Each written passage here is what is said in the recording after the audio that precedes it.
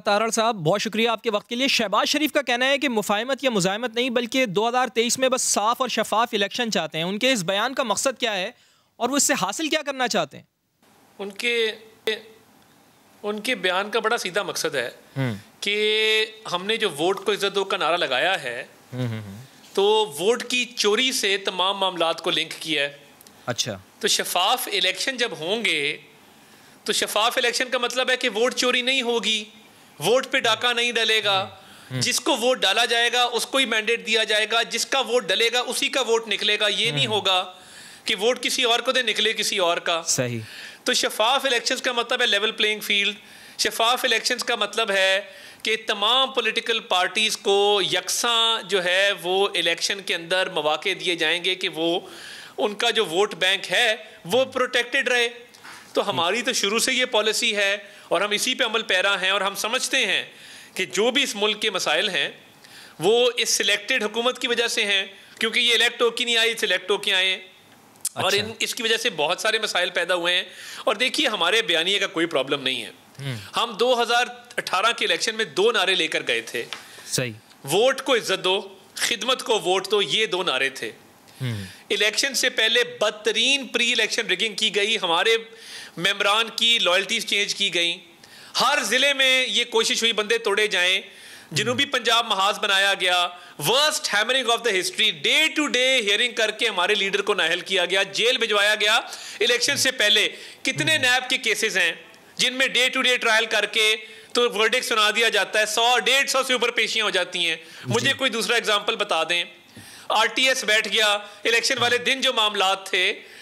तो बात यह है कि उस सारी हैमरिंग के बावजूद, प्री पोल पोस्ट पोल इलेक्शन डे रिगिंग के बावजूद, हम पंजाब में सिंगल लार्जेस्ट पार्टी थे।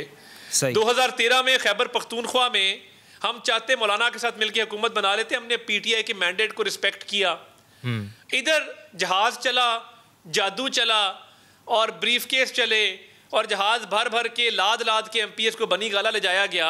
कभी मैंने ये नहीं देखा कि सिंगल लार्जेस्ट पार्टी और आज़ाद उम्मीदवार कहीं और चले जाएं। वो भी हुआ इस मुल्क के अंदर।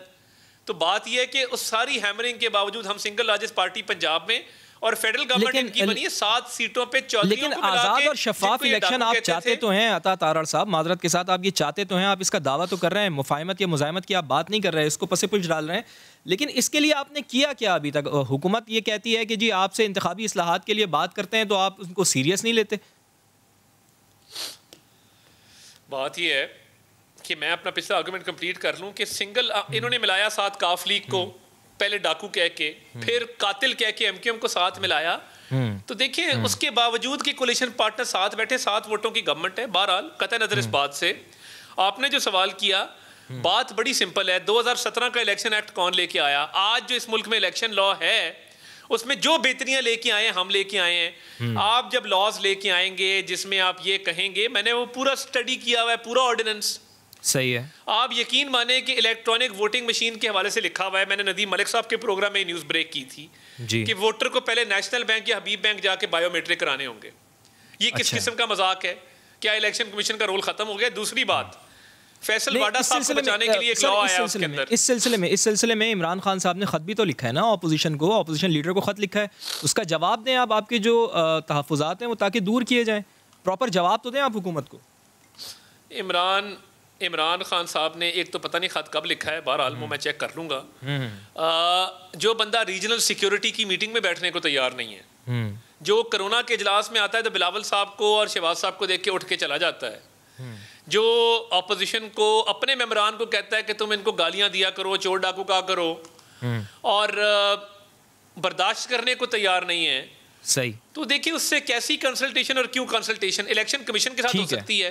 ठीक है, इलेक्शन कमीशन अगर इनिशिएट करता है, वो एक कॉन्स्टिट्यूशनल बॉडी है, मगर इनके साथ बातचीत करना मैं समझता हूँ वक्त का ज़िया है। इन्होंने इस मुल्क को कौम का 3 साल वक्त ज़ाया किया है, अब इनकी बारी आने वाली है जवाब देने की, तो अब इनको कंसल्टेशन याद आ गई है। कह रहे हैं कि हुकूमत से बात नहीं हो सकती, इलेक्शन कमीशन ऑफ पाकिस्तान से जरूर बात हो सकती है। कंवल शोजब साहिबा भी हमारे साथ मौजूद हैं, पाकिस्तान तहरीक इंसाफ की रहनुमा है, उनसे बात कर लेते हैं। कंवल शोजब साहिबा, शहबाज शरीफ का मुफाहमत और मुज़ाहमत दोनों बयानियों से दस्तबरदारी आखिर किस चीज़ की अक्कासी करती है? ये जी, थैंक यू वेरी मच। बिस्मिल्लाहिर्रहमानिर्रहीम। काफ़ी लंबा इन्होंने लेक्चर दिया, लेकिन मैं थोड़ा सा ज़रा फैक्ट्स जो हैं वो थोड़े स्ट्रेट कर दूं इनके।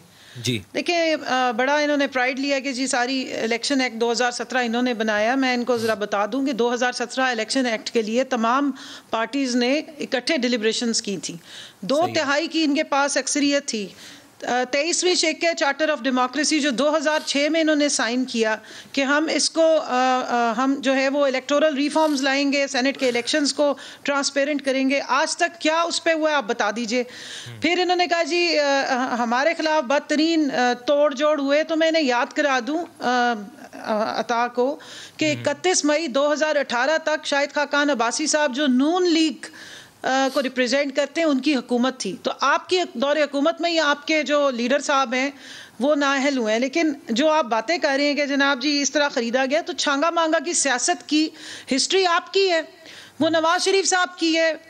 अगर आप क्रॉस सोर्ड्स पढ़ लें तो जर्नैलों को BMW की चाबियाँ देना, फिर ब्रीफ केस भर भर के अदलिया को और मुख्तलिफ जजेस को पहुँचाना, वो आपकी हिस्ट्री है।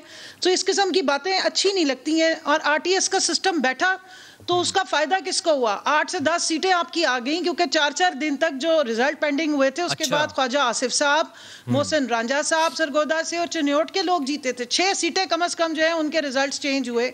और शाम को जो फ़ोन गए थे और उसका जिक्र भी किया है, ख्वाजा आसिफ साहब ने फ़ोन करके हेल्प मांगी थी।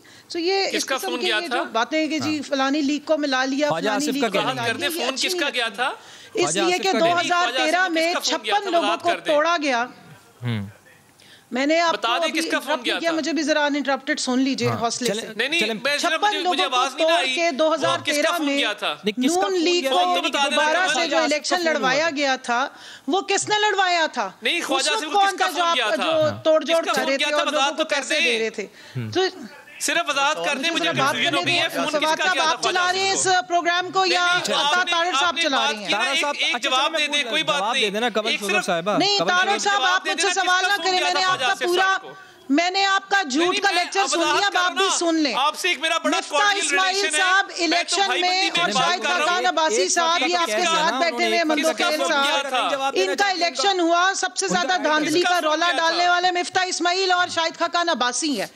धांधली कैसे करनी है इसका पूरा क्रेडिट जो है वो शाहिद खाकान अब्बासी साहब लेते हैं कि हाँ हम धांधली के चैंपियंस हैं। तो आप लोग जो लिस्टें पुरानी जिसमें फौत हुए लोगों के ID कार्ड्स अभी तक कैंसिल नहीं हुए, वो तो आप लोगों को कॉन्स्टिट्यूएंसीज के साथ गिफ्ट कर देते हैं।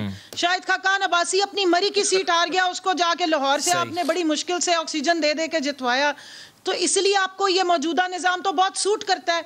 आप कहते हैं जी साफ और शफाफ इलेक्शन हमने करने, किस तरह करनी है, उसका मॉडस ऑपरेंडाई क्या होगा, किस तरीके से होगा, कोई रिफॉर्म्स लाए हैं, कोई सजेशन लाए हैं? वजीर आजम ने तो on the floor of the house खड़े होकर कहा कि अगर ये खाली EVM नहीं है, साथ पूरा एक रिफॉर्म का पैकेज है कि अगर आप ये नहीं चाहते तो फिर आप अपनी गुजारिशात पेश कर दें। आप अपनी गुजारिशात पेश कर रहे हैं। नून लीग तो कह रही है कि जी हम तो गुजारिशात पेश नहीं करेंगे। कमल शोजब साहिबा, नून लीग तो ये कह रही है कि हम किसी किस्म की कोई आपसे बात करने के लिए तैयार ही नहीं है। कौन सी बातें हैं, कौन से पॉइंट्स हैं कि किस तरह रिफॉर्म्स होनी चाहिए, इलेक्शन में क्या क्या चीजें ट्रांसपेरेंट करने के लिए बनानी है, आज तक सिफर। फिर उसके बाद आप लोग शोर मचाते हैं। 4 इलेक्शंस 2018 से लेके अब तक आप हार चुके हुए हैं, जिसमें मेन इलेक्शन 2018, गिलगित बल्तिस्तान का इलेक्शन, सेनेट का इलेक्शन और अब फाइनली कश्मीर का इलेक्शन। रोने तो आपको पड़ेगा सियालकोट का इलेक्शन, जिसके बाद आपने अपना नाम बदलना था। तो इस निजाम को ट्रांसपेरेंट करने के लिए आप कराची में जहां पे 10 दिन लॉकडाउन लगा रहा, सारी इकोनॉमी को बंद कर दिया गया, वहां जाके 10,000 का जलसा करके कुछ नहीं कर सकते। चले शफाफियत कैसे लाई जाएगी कमल शोजब साहिबा, ये सवाल है हमारा। तो आप ले आए ना, कोई मसला तैयार करें। ये जलसों से आपकी ट्रांसपेरेंसी नहीं आएगी, बेहतर करने के लिए आएगी। उसके लिए दुनिया की बेस्ट प्रैक्टिसेस देखे आपके साथ, इंडिया से किस तरीके से वो करते हैं। पीछे पड़ गए वो, अगर नहीं बताने जाओ। अच्छा नहीं कह देना, मैंने नहीं बताना, कह दे मैंने नहीं बताना किसका फोन आया था। ख्वाजा आसिफ खेल साहब को भी शामिल कर लेता हूं। कह दे मैंने नहीं बताना। ख्वाजा आसिफ का फोन गया था आर्मी चीफ को रोते धोते कि मुझे बचा लें। समझ गए? अच्छा। Is it clear now? तो फिर इसका ख्वाजा मतलब है साहब कि आप कह रही हैं रोते कि फोन इलेक्शन करते मैनिपुलेट हुए थे। चलें अब आगे भी बढ़ना है ना। तो इसका मतलब है आप लोग करने के इलेक्शन चैंपियन मैनिपुलेट हैं, हुए आगे थे। से करने वालों ने नहीं किए। नहीं एक सेकंड, नहीं ना, ये तो आप आपने इल्जाम लगा दिया आपके लिए इलेक्शन मसला ये है तारड़ साहब, आप अपना नाम भी नहीं बदल सके दावे करने के बाद। आप हार जाएं तो धांधली, आप जीत जाएं तो इलेक्शन ठीक है। ये मंदोखेल साहब आपके साथ बैठे हैं, इनके इलेक्शन को आपने चैलेंज किया, तो क्या मंदोखेल साहब गलत, इलेक्शन कमीशन ने जो इनको नोटिफाई किया वो गलत किया? आप हार जाते हैं। अब आपकी ना से ना इस्लामाबाद में, ना कराची में, ना पंजाब में लोगों ने आपको आपके झूठ के प्लॉटों समेत रिजेक्ट कर दिया। इस चीज को मान जाए और मेहनत करें। आपने कह दिया ना, जवाब दे दिया उनका, मुझे जवाब देने टीवी पे ये बात मानी है कि फोनों पे इलेक्शन डिसाइड होते हैं। अब कादिर खान मंदोखेल से भी बात कर रहे हैं, 2018 का इलेक्शन आपके दौर में होते थे, अब नहीं होते।